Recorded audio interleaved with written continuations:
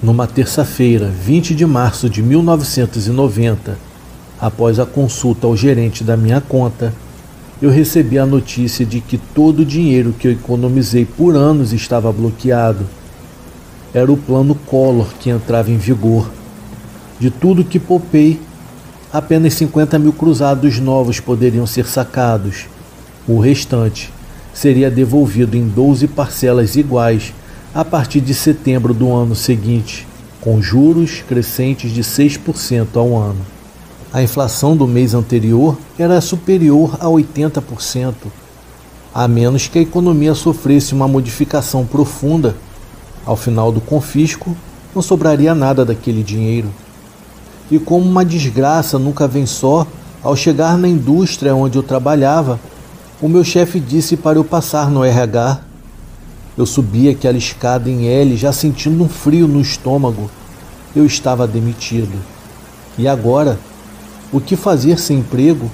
Com as economias confiscadas? Bom, eu cheguei em casa e me sentei no sofá da sala. Naquela época, recém-separado, eu estava morando na casa da minha mãe. Assim que ela colocou o telefone no gancho, foi logo me dizendo: eu estava falando com seu padrinho João. Ele mandou um abraço e disse para você visitá-lo, pois ele já está muito velho e não pode vir a São Paulo. Foi então que eu tive uma ideia de viajar até Goiás. Todos os irmãos e irmãs da minha mãe moravam lá. Sexta-feira, eu já estava na estrada. No primeiro dia, dirigi meu golzinho cinza 1986 até Uberlândia, interior de Minas Gerais. Aproveitei para passar na casa de um irmão do meu falecido pai. No outro dia cedinho, eu já estava cruzando a ponte sobre o rio Paranaíba e entrando em chão goiano. Por volta do meio-dia, eu já estava almoçando com meu tio João em Trindade, Goiás. Além do casal de tios, estavam presentes 3 primos, 2 filhos do casal e o terceiro filho de um outro irmão da minha mãe. Este era um sujeito bom de prosa. Sentamos numa mesa e, entre um gole de cerveja e torresminho, passamos a tarde toda batendo papo. Foi então que eles disseram trabalhar como representante numa empresa de produtos agropecuários. Desempregado, eu logo liguei as minhas antenas e quis saber um pouco mais sobre o trabalho dele e se havia possibilidade de surgir alguma vaga. Ele disse que sim, que estavam precisando de alguém com um carro para trabalhar na região de Piracanjuba, Palmeiras de Goiás, Pontalina e outras cidades daquela região. Na segunda-feira eu já estava no carro com os catálogos e mapas rodoviários no banco dos passageiros. Nesses mapas, haviam círculos amarelos feitos pelo funcionário anterior, indicando as principais fazendas e, dependendo do tamanho do círculo, o volume de produtos normalmente adquiridos. Minhas primeiras visitas seriam em fazendas localizadas entre os municípios de Iguapó e Varjão. Em alguns meses, eu já conhecia todas as estradas, pontes, porteiras e buracos daquela região. Sabia quem era o dono e o nome da maioria dos funcionários, vaqueiros, peões e caseiros de praticamente todas as fazendas que eu visitava regularmente. Entretanto, desde o início, um caso me chamou a atenção. Foi logo em minha primeira viagem para aquelas bandas. Ao me despedir do gerente de uma propriedade, eu perguntei sobre outras fazendas ali na redondeza. Eu precisava conseguir mais algumas vendas para construir uma boa imagem na empresa. Ele então, apontando com um braço, disse que havia mais uma fazenda e das grandes, seguindo aquela mesma estrada. Olhei para o sol e vi que ainda tinha mais 3 horas de claridade e decidi ir até lá. Ele arregalou os olhos com uma cara de espanto e me disse: "Você é um sujeito de muita coragem ou é meio doido?" Mesmo querendo perguntar o porquê, mas com o sol que descia sem esperar por ninguém, eu resolvi entrar no meu carro e fazer poeira. Ao me aproximar da sede, vi de longe um homem usando um chapéu de palha, que inicialmente estava na área da casa, e se deslocava em direção ao curral. Ele estava encostado no mourão da porteira de entrada e aguardava a minha chegada. Era um homem de meia idade, pele morena queimada do sol e cabelos crespos. Antes mesmo que eu descesse do carro, ele me perguntou: "Boa tarde, o que o senhor veio fazer aqui?" Eu desci, estendi a mão e depois de uma boa tarde eu me apresentei. "Então, eu sou representante da Tortuga. Aqui tem de tudo para o gado, galinha, porco. E vejo que o gado está meio magro, pelo arrepiado. Isso é falta de um remédio para o carrapato e de um bom sal mineral no coxo. Vamos dar uma olhada aqui no catálogo?" Eu percebi que ele se interessou e, já animado com a possibilidade de uma boa venda, continuei a falar sobre os outros produtos, enquanto caminhávamos para uma pequena área aberta na frente daquele casarão antigo no interior de Goiás. Essa área aberta, cercada apenas por muretas que são usadas como bancos para se sentar, é chamada de alpendre. Sentado no cimento queimado daquela mureta de tijolos, enquanto eu aguardava um copo d'água que ele havia ido buscar para mim, eu observava os detalhes daquela construção e parecia ser bem antiga. As vigas ou esteios e as janelas eram de madeira já bastante desgastada. Então ele chega com a botija de barro e me entrega um copo de alumínio. Seguro o copo e ele entorna a botija e mato a minha sede com aquela água fria e muito boa. Em seguida, justifica a demora dizendo que estava falando com o patrão sobre a compra dos produtos. Imediatamente eu quis saber o resultado daquela conversa. Ele me disse que o patrão havia pedido para comprar sal mineral suficiente para tratar 100 réis por 60 dias e também remédio injetável para tratar carrapatos de 40 bezerros e 100 vacas.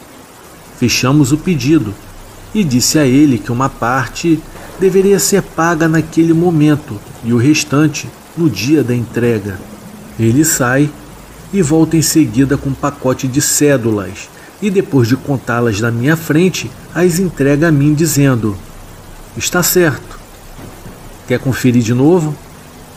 Não, tá certo, tá claro, eu vi aqui." "Não precisa", respondi para ele. Como já estava escurecendo, eu me despedi e, ao virar as costas para me dirigir ao carro que ficava do lado de fora do curral, eu senti um arrepio assustador. Ao caminhar, eu tive a impressão de que alguém me espiava pela janela. Firmei meu passo enquanto sentia a pele das minhas costas contraindo e tornando-se gelada. Eu não olhei para trás, mas juro que, mesmo sem olhar, na minha mente eu consegui visualizar um homem barbudo de chapéu preto e olhos vermelhos como sangue. E aquele homem me encarava. Eu não sei explicar isso, mas a visão que tinha na minha mente era que o homem fosse desse jeito. Eu entrei no carro e saí acelerando, tentando controlar a tremedeira das minhas pernas. Naquela noite, eu tive até dificuldade para dormir. Assim que eu fechava os meus olhos, a imagem daquele homem de olhos vermelhos logo vinha na minha cabeça. E o estranho é que, mesmo sem tê-lo visto diretamente, aquela imagem se formou tão nitidamente que era como se eu tivesse olhado frente a frente para aquela coisa. Sempre gostei do escuro, mas naquela noite eu deixei a luz daquele quarto de hotel, localizado na rua principal de uma pequena cidade daquela região, acesa até o amanhecer. Me levantei, comi uns 5 pães de queijo com café e peguei a estrada novamente. Logo, eu já estava apresentando o catálogo para um outro produtor da região. Eu quis encontrar uma oportunidade para perguntar se alguém ali sabia alguma coisa sobre aquela fazenda onde eu vivenciei tudo aquilo no dia anterior. E no finalzinho da tarde, porém, tanto nessa propriedade quanto nas outras duas, eu não encontrei ninguém bom de conversa, nem de negócio, pois não consegui vender nenhum saco de sal mineral. Por volta das 15 horas, Resolvi sair da rota ao ver uma estrada de chão batida perpendicular à estrada principal. Ao percorrer uns 800 metros, avistei uma casinha branca cercada por pés de manga e um imenso flamboyant. A porta exibia uma flora vermelha muito bonita de se ver. Assim que o carro se aproximou, um homem sem camisa, acompanhado de uma mulher usando um lenço estampado na cabeça e sob o som dos latidos de meia dúzia de cachorros de todos os tamanhos, saiu pela porta da sala e ficou ali a me esperar. Assim que desci, ele, entre gritos com os cachorros, me chamou para entrar. Eu aceitei e, enquanto conversávamos, eu sentia no ar aquele cheiro gostoso de café em preparação. Aproveitei a ocasião, já que era um sujeito simpático e bom de prosa, para perguntar sobre aquela fazenda. Assim que descrevi o lugar, ele logo ficou meio assustado e, dirigindo-se à mulher, falou: "Nossa, Maria, deve ser lá na fazenda do velho Vladimir." Ela então respondeu fazendo o sinal da cruz: "Deus me livre e guarde. O senhor é um homem de muita coragem. Aqui na região, eu não tenho lembrança de quem trabalhou mais do que uma semana naquela fazenda." O homem tomou um gole de café, deu uma tragada no cigarro de palha preso por entre os dedos e, olhando a fumaça subindo em círculos, disse: "Aquilo é mau. Roubou os próprios irmãos. Há quem diga que envenenou uma irmã para não dividir a herança. Eu moro aqui há mais de 30 anos. Quando eu cheguei, eu fiz um ranchinho de pau a pique coberto com folhas de buriti bem ali onde é aquele pé de manga. Nesse tempo todo, vi aquele velho 2 vezes apenas. A primeira vez foi quando eu estava furando os buracos para construir o rancho. Ele entrou na estradinha, parou em um jipe azul sem capota quase em cima de mim e perguntou o que eu estava fazendo aqui. Eu disse que eu havia comprado esse pedacinho de terra de um dos filhos do finado Tião Mineiro.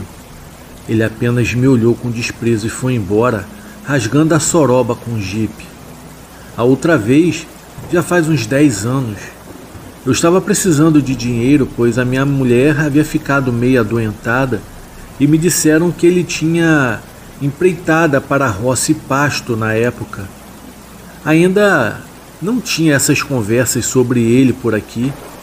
Eu trabalhei uma semana de sol a sol, levando ferroada de maribondo e pisando em cascavel e comendo apenas goiaba madura e chupando manga. Ele não oferecia nem um pedaço de queijo para a gente comer. A única coisa que eu pegava daquela casa era a água da bica para encher uma cabaça. Ao menos, ao final da empreitada, recebi todo o dinheiro das mãos do capataz da fazenda. A conversa estava boa, mas assim que eu vi a Dona Maria acender uma lamparina e senti aquele cheiro de querosene queimado no ar, eu percebi que já era noite e precisava pegar a estrada até o hotel. Antes de dormir, eu deveria organizar os pedidos e fazer uma planilha. Consegui vender bem, agora era só voltar e preparar a entrega na semana seguinte. O caminhão da empresa, conduzido por um velho senhor que conhecia cada buraco daquela região, entregaria a mercadoria no final de maio, uns 50 dias após a minha primeira visita. Voltei àquelas fazendas, sendo que dessa vez, movido por um sentimento inexplicável, uma mistura de medo, ansiedade e curiosidade. Peguei a estrada que me levaria àquela fazenda, sem antes, é claro, passar pela casinha branca do seu Sebastião e da Dona Maria. Assim que desci do carro, após pegar uma corda de bacalhau e ameaçar os cachorros que insistiam em latir, seu Sebastião me recebeu com um bom dia que saía de um canto da boca, enquanto segurava um cigarro de palha no outro canto. Enquanto esperava o café, ainda naquele bate-papo inicial do tipo: "Como está o senhor? Já chegou frio por aqui?", etc., a Dona Maria, lá da beira do fogão a lenha, se manifestou. "Bastião, conta pra ele aí, ó, sobre o que aconteceu com o velho Vladimir." Imediatamente já perguntei: Aconteceu alguma coisa? Sebastião então começou a falar. Seu moço, foi uma coisa de doido. Faz tempo que aquele velho estava doente. Há uns 10 anos pelo menos. Sempre que ele está morre e não morre, alguém da família dele vai primeiro, e isso é entre filhos e irmãos. Agora só resta um filho. Dizem por aqui que já faz algum tempo que ele estava negociando a morte com quem aceitasse a ficar no lugar dele. Eu não sei explicar muito bem, mas parece que para ele poder morrer, uma outra pessoa deveria assumir o pacto. Desde que aquele sujeito que trabalha lá mudou para a região, ninguém mais morreu e o velho só piorou de saúde. Foi nesse momento que a Dona Maria aparece e diz: Ah, sei não. Foi só aquele filho esquisito dele aparecer por aqui que ele não passou uma semana sequer. O velho foi logo batendo as botas. Uns 2 dias antes do falecimento, eu estava atrás de umas galinhas ali na beira da estrada quando uma caminhonete daquelas D20 vermelha parou e um sujeito lá de dentro da cabine me perguntou: Oi, a senhora viu uns 5 bezerros passando por essa estrada de ontem para hoje? Eu olhei para ele e respondi que não vi nada. Deu para ver os olhos dele, ruim, igual do pai. Antes de sair, ainda deu para escutar ele resmungando. E se esses bezerros passaram por aqui, essa velha besta nem viu. Eu já inquieto para saber detalhes sobre o acontecido, eu perguntei: Mas e aí? O que aconteceu mesmo com Vladimir? Sebastião então continuou: Foi numa quinta-feira bem cedinho. Eu estava limpando o mandiocal quando aquele peão da fazenda bateu aqui na porta dizendo que o velho havia amanhecido duro na cama. Ele havia morrido à noite. Falou que o enterro seria no final da tarde, no cemitério que fica logo adiante, do lado esquerdo da estrada daqui para lá, na metade do caminho até a sede da fazenda. Guardei a enxada, joguei uma água no pescoço e me limpei rapidamente. Vesti uma roupa mais limpa, calcei a botina e, montado naquele cavalo ali, eu fui para lá. Aqui na região, mesmo que a gente não goste muito da pessoa, pega muito mal não aparecer no velório. Assim que apiei do cavalo, amarrei o animal embaixo do pé de cedro antigo que fica bem pertinho do curral e já vi alguns conhecidos aqui da região conversando encostados na porteira. Todo mundo meio que ressabiado. Parecia até que ninguém queria arriscar entrar na casa para ver o defunto. Não demorou muito. O gado que estava ali próximo ao curral começou a bufar e ficar inquieto. Logo a manada inteira saiu em disparada lá para as bandas da represa. Pouco depois, os cachorros que acompanhavam alguns dos vizinhos começaram a latir. Era aquele latido fino e longo. De repente, todos correram e ficaram tentando se esconder por entre as pernas dos donos, emitindo aquele chorinho de cachorro acuado. Nesse momento, os mais medrosos já começaram a querer ir embora. Foi quando do nada passou um redemoinho bem ali na nossa frente, levando o esterco do curral. O bicho foi crescendo e jogando poeira e esterco seco em todos que estavam ali. Na hora eu fechei os meus olhos e virei as costas para me proteger. Foi quando eu vi uma sequência de estrondos.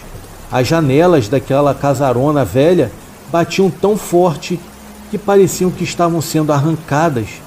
Quando eu abri os meus olhos, eu não vi ninguém ali. Eu saí caminhando, mas quando dei fé, eu já estava correndo desesperadamente em direção ao meu cavalo. Eu galopei até bater aqui em casa. O peão, seu Milton, um vizinho aqui do lado, aguentou o pelar, um sujeito meio ignorante. No outro dia, ele contou tudo o que havia acontecido depois da ventania. Ele, o peão da fazenda e o filho do defunto foram os únicos que permaneceram naquele local. Foi aí que começaram a sentir um cheiro meio esquisito no ar. Era um cheiro totalmente diferente de tudo. Foi então que, embora não fosse cheiro de defunto passando da hora de enterrar, resolveram colocar o caixão no jipe e levá-lo até o cemitério.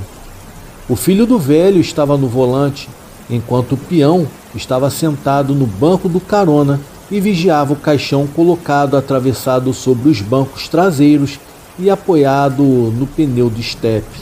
Assim que o cortejo atravessou a porteira do curral e pegou a estrada de chão, todas as janelas e portas daquela casa abriram subitamente e do nada começou um vendaval.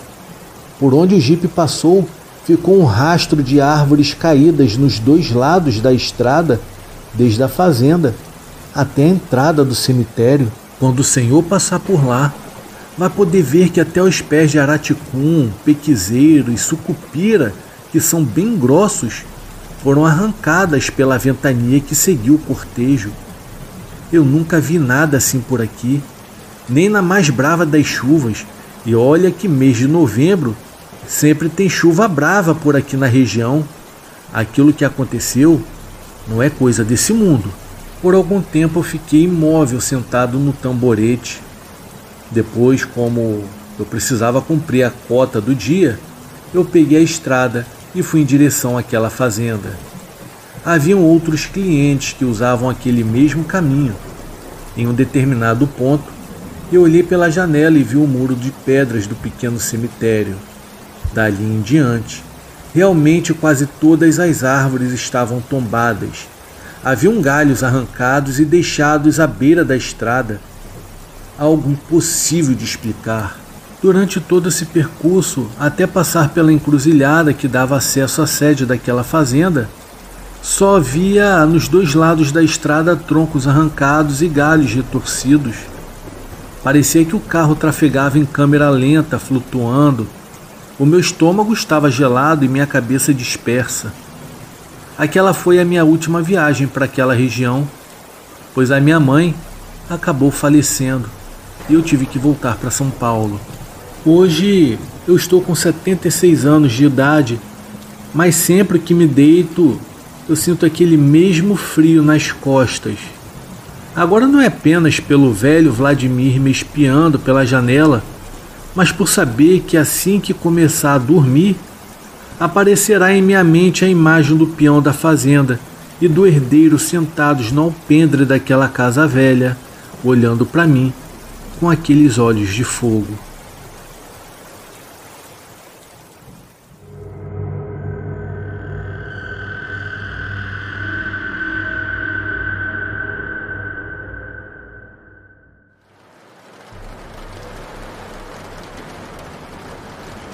O meu nome é Rogério de Souza. O meu relato aconteceu no ano de 2008.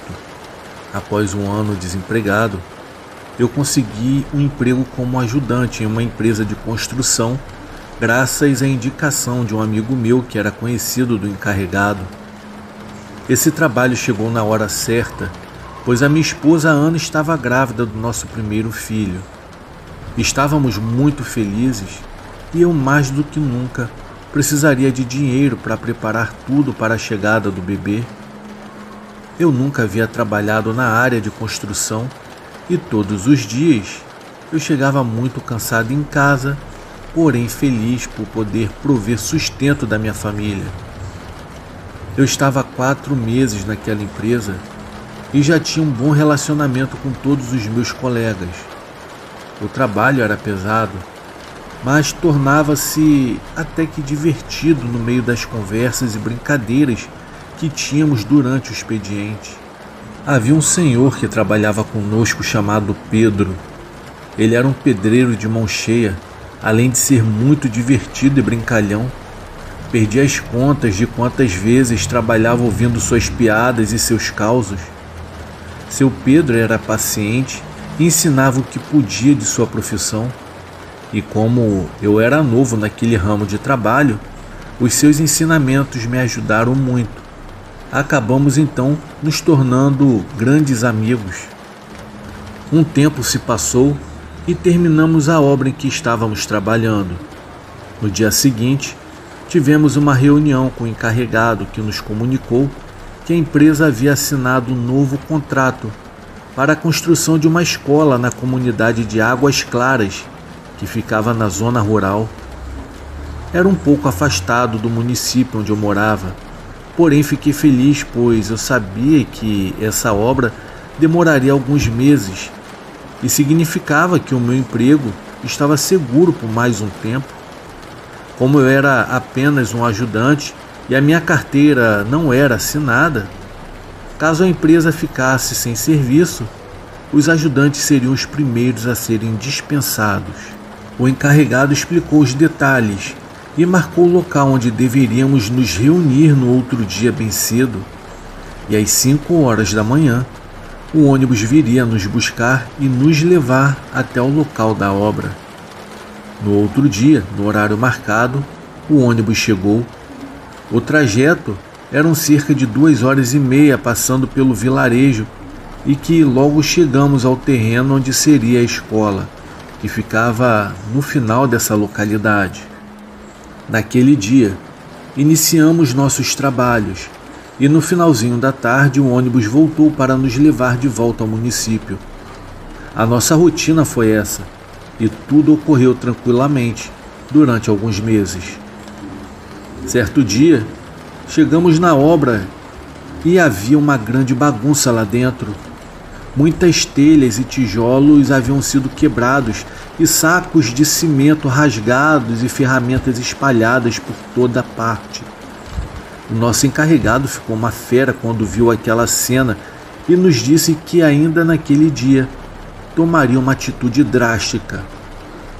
Então limpamos a bagunça e logo voltamos ao trabalho.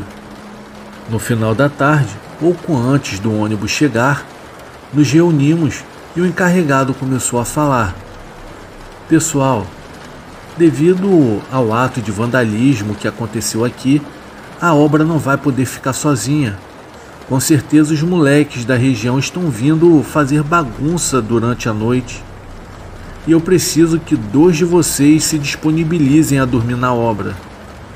Os que ficarem receberão pagamento adicional e se revezarão para que não fique tão cansativo. Todos ouviram em silêncio e permaneceram em silêncio após ele terminar. Provavelmente, ninguém queria ficar naquela obra no meio do nada durante a noite. Foi quando o seu Pedro falou: eu posso ficar, já moro sozinho mesmo, então para mim não tem problema, disse ele, dando uma grande risada.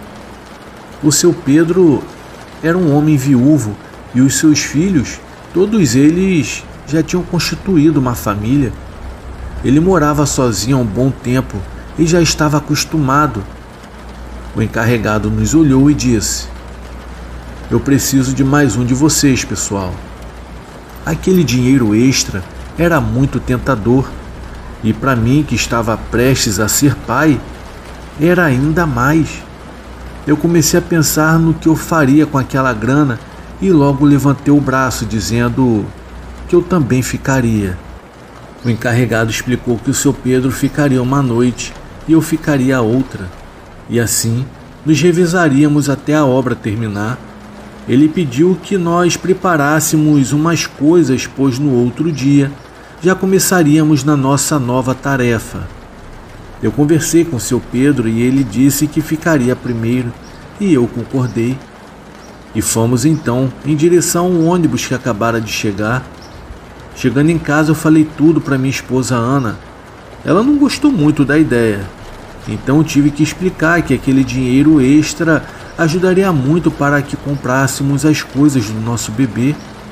E após muita conversa, ela acabou entendendo. Eu combinei com ela para que ela ficasse na casa da mãe dela quando eu fosse dormir na obra. Isso seria para ela não ficar sozinha em casa. Logo chegou a minha vez de dormir na obra e no fim da tarde, os trabalhadores recolheram suas coisas e foram em direção ao ônibus. O seu Pedro foi até a mim e se despediu, desejando uma boa noite. E logo fiquei sozinho e dei um jeito de atar minha rede em uma das partes cobertas da obra para me proteger em caso de chuva. A noite caiu rápido e eu acendi uma vela. Após jantar, eu me deitei na rede e fiquei ouvindo um rádio a pilhas que eu havia levado. Nessa noite bateu até um ventinho bem agradável e a noite era bem silenciosa, já que a construção ficava próxima à mata e logo o sono me pegou. Foi quando eu acordei durante a madrugada com o som de latidos de cachorros que pareciam vir da estrada que passava ali perto.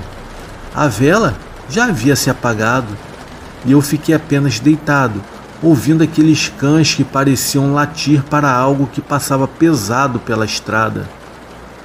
Achei até que fosse algum animal dos sítios próximos. Ficaram então por ali um tempo, mas logo a algazarra foi se afastando e eu voltei a dormir.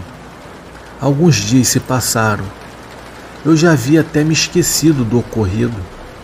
Quando foi numa sexta-feira, seu Pedro me chamou afastado dos outros colaboradores e me disse: "Ô Rogério, tenha cuidado quando ficar dormindo na construção." Então eu perguntei: "Mas por quê? Aconteceu alguma coisa?" Então ele disse: "Eu tenho ouvido barulhos estranhos nessa estrada já faz algum tempo. Na verdade, já tem algumas noites e ontem, quando eu me levantei para ir ao banheiro durante a madrugada, eu ouvi barulhos no fundo da obra. Alguma coisa estava derrubando tudo lá atrás. E não parecia ser uma pessoa, mas sim um animal bem grande. Inclusive, eu botei uma escada de madeira na parede e subi no telhado. Os barulhos pararam depois de um tempo, mas lá eu fiquei até o dia clarear. Na hora eu sorri, achando que ele estava tentando me assustar, mas ele ficou sério me olhando. Foi quando eu lembrei do barulho que eu havia escutado na estrada algumas noites atrás, mas para mim era apenas um cavalo ou então algum outro animal qualquer dos sítios. Eu disse isso para ele, mas a sua expressão séria não mudou em nenhum momento. Ele então abriu a bolsa que trazia consigo e tirou um embrulho que logo me entregou. Quando eu abri esse embrulho, era um revólver calibre 38 e estava carregado. Na hora eu tomei um susto e quase deixei a arma cair. O seu Pedro então me olhou e disse: "Filho, eu tenho esse revólver já faz anos. Como eu moro sozinho, eu comprei para minha proteção. Presta atenção, toda vez que você for dormir aqui, eu deixarei ele com você." Ele me explicou o básico de como atirar e eu fiquei ouvindo atentamente. Eu até que tentei recusar, mas ele disse que fazia questão e que se eu não precisasse, era só não usar. Após muita insistência, eu acabei aceitando. Pois bem, mal sabia eu que precisaria daquela arma mais cedo do que eu imaginava. A noite logo caiu e, como de costume, eu jantei e me deitei logo na rede, ficando ouvindo o meu radinho. Mas naquela noite o sono não chegou. A história do seu Pedro não saía da minha cabeça e comecei a sentir um pouco de medo. Acabei seguindo o exemplo dele e coloquei uma escada de madeira próxima à minha rede caso precisasse ou o animal que seu Pedro ouviu viesse. Então eu teria a chance de subir rapidamente no telhado também. A lua estava cheia e o céu estava limpo, tornando aquela noite bem mais clara. Parecia até que já estava amanhecendo.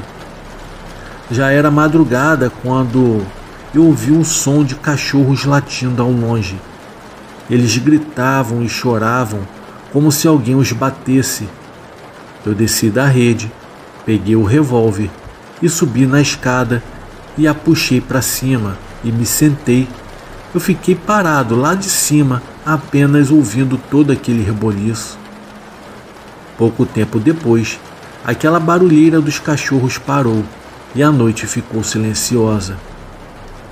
Eu até me achei medroso por eu ter subido ali em cima e já me preparava para descer quando, do nada, um som terrível veio do meio da estrada. Não tem nada com que eu possa comparar. Parecia um grito de gente misturado com o rosnado de algum animal. Aquilo me deixou completamente apavorado. Olhei na direção daquele som e vi um animal vindo até a construção. Ele era mais ou menos do tamanho de um bezerro coberto de pelos e estava em 4 patas, sendo que sua parte traseira era mais alta do que a dianteira. Aquela coisa entrou na obra e começou a derrubar as coisas. Pouco tempo depois, chegou até a minha rede e eu pude ouvir que ele rasgava com muito ódio. Aquilo roncava como se estivesse engasgado. Ele ficou lá dentro por um bom tempo. Eu continuava sentado no telhado, sem me mexer, sem fazer um barulho e rezando para que Deus fizesse aquilo ir embora. O bicho então saiu e foi caminhando em direção da estrada. Foi quando ele parou, farejou o ar e olhou na minha direção. Os seus olhos brilhavam como olhos de gato. Ele ficou de pé como um homem. As suas pernas pareciam quebradas e ele soltou um berro muito alto. Ele correu e saltou tentando subir no telhado. Se aquela coisa conseguisse subir onde eu estava, com certeza seria o meu fim, mesmo eu estando armado. Eu peguei o revólver e fiquei de pé me preparando para atirar. Eu não tinha muita experiência com armas, mas fiz o que o seu Pedro havia me mostrado. Aquele ser tomava distância e saltava, indo cada vez mais alto. Em uma de suas tentativas, ele alcançou a ponta do telhado e, com esforço, terminou de subir. Eu dei 3 tiros na direção dele. Não sei ao certo quantos acertei, só sei que ele deu um grito e caiu com muita força no chão. Com o impacto dos tiros, eu me desequilibrei e por pouco não caí também. Afinal, era a primeira vez que eu atirava em minha vida. Ele ficou quieto por um bom tempo, mas logo se levantou meio desengonçado e olhou para mim. Eu ainda estava com a arma apontada para ele e não perdi tempo. Eu efetuei mais 2 tiros na direção dele. Aquilo urrou novamente e parecia sentir dor. Ele ficou de 4 patas e saiu correndo pelos fundos da obra, desaparecendo em meio à mata. Fiquei lá em cima o restante da noite e de manhã eu desci para começar a arrumar a bagunça que o bicho tinha feito. Quando o ônibus com os trabalhadores chegou, eu já tinha terminado e felizmente ninguém percebeu nada. Assim, eu pude contar o ocorrido para o seu Pedro. Ele ouviu atentamente.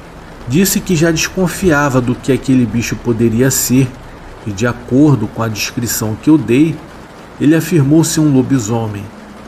Ele me aconselhou a não falar sobre o assunto com mais ninguém, pois poucos acreditariam e eu ainda serviria de chacota para eles. E assim eu fiz. Eu continuei revezando com seu Pedro para ficar na obra durante a noite, porém eu estava sempre armado, é claro. Mas graças a Deus aquele bicho não voltou até concluirmos o nosso trabalho. Ainda trabalhei um bom tempo naquela empresa onde eu fiz amigos para a vida toda. Sempre que eu escuto um caso sobrenatural, eu me lembro desse ocorrido e agradeço todos os dias a Deus pela sorte que eu tive naquela noite. Bom pessoal, esse foi o meu relato. Eu desejo a todos uma ótima noite e fiquem com Deus. Se você gostou desse vídeo, convido a você a se inscrever no canal, deixar o seu like e compartilhar essa experiência com mais pessoas que gostariam de ouvir esse relato. Aqui embaixo está o campo dos comentários para você deixar uma crítica, elogio ou até mesmo alguma sugestão de algum vídeo. O meu muito obrigado pelo seu tempo e pela sua audiência. Até o próximo vídeo. Um abraço.